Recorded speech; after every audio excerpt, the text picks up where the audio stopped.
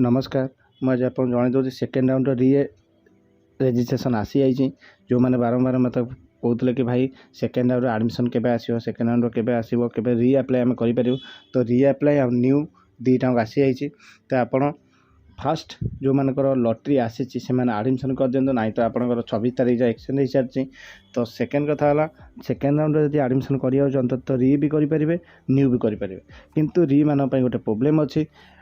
से स्कूल किसी देखो ना जो टेंशन ने तो किसी दिन वेट कलापर आप स्कूल आसीज तो एमती फास्ट ओपन कलापर स्टूडेंट रेजिस्ट्रेशन को क्लिक कर ओपन करदे ओपन कलापर जी आप न्यू अच्छा तो न्यू रे फिलअप करें जब न्यू ना तो ओपन देखो रिज्यूम एडी रेजिस्ट्रेशन अच्छी तो से क्लिक करी आपणकर रेजिस्ट्रेशन नंबर देखिए आप रिअप्लाई करेंगे तादर किसी स्टार्टिंग केवल आप स्कूल चेंज करेंगे किसी नुहे स्कूल किसी देखोनी तो टेंशन ने आगे जाना मत कमेंट करूँ।